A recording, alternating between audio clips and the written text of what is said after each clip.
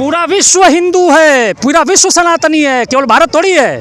हम तो पूरे विश्व को हिंदू बनाने की बात कर रहे हैं भाई, हम तो वही हैं सनातनी। क्या कहना है? मैं सिर्फ इतना कहना चाहता हूँ कि देखिए मेरी उम्र बहुत ज़्यादा तो नहीं है, लेकिन एक चीज़ मैं कहना चाहता हूँ कि मैंने अपने आँखों से 2002-03 का महाकुंभ मैंने देखा जी।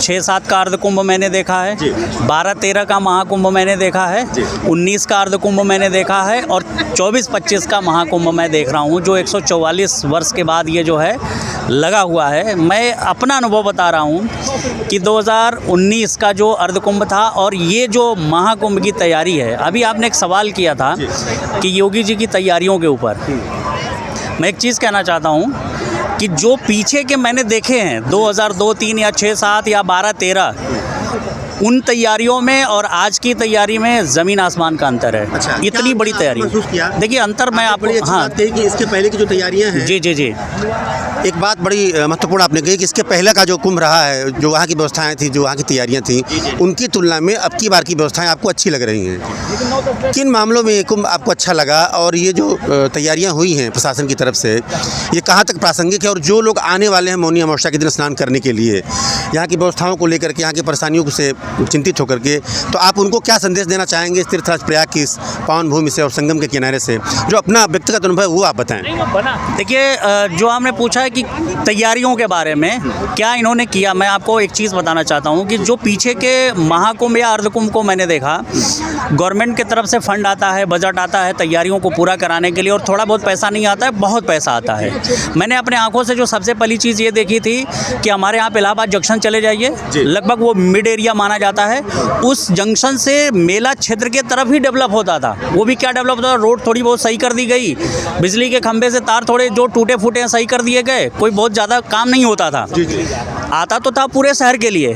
तो सबसे बड़ा अंतर तो मैंने यही देखा कि 2019 हो या ये हो, इसमें पूरे डिस्ट्रिक्ट को, ग्रामीण क्षेत्र तक को लिया गया, हर तरीके से व्यवस्था अच्छी की गई है, साज सज्जा के ऊपर बहुत अच्छी व्यवस्था की गई। आप चले जाइए शहर के अंदर, सफाई की अगर मैं बात करूं, आप रात में अगर शायद 9 बजे के बाद निकलेंगे शहर के अंदर, तब आपको दिख जाएगा कि शहर के अंदर साफ़ सफाई चल रही है। सुबह सो करके लोग उठते हैं तो शहर बिल्कुल क्लीन उनको नज़र आता है, साफ़ सुथरा नज़र आता है, ये पता ही नहीं चल पाता है कि कब शहर को साफ़ किया गया, इतनी बड़ी व्यवस्था की गई।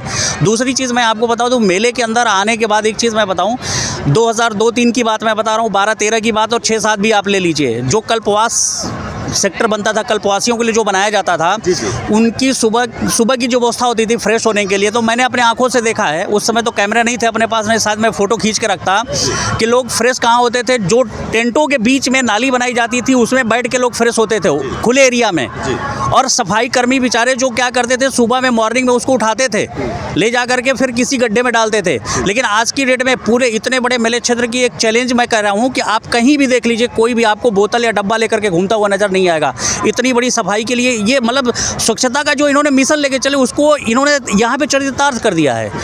और दूसरी चीज़ यहाँ पे, जैसे आपने बोला कि जो मौनी अमावस्या के दिन आना चाहते हैं लोग, तरह तरह की बातें की जा रही हैं कि ऐसा हो रहा है, ऐसा हो रहा है। मैं आपको एक चीज़ बता दूँ, जितने भी हमारी पार्किंग बनी है, शहर से रिलेटेड जो भी पार्किंग बनी है, जो लोग आएंगे बसों से, उनके लिए गवर्नमेंट ने व्यवस्था कर रखी है, शटल बसें चलेंगी। उन बसों से वो अभी लोग कर क्या रहे हैं कि जैसे उतरते हैं और सीधा पैदल चल देते हैं। ये वहाँ पार्किंग में ये पता नहीं कर रहे हैं कि हमको जाना कैसे है।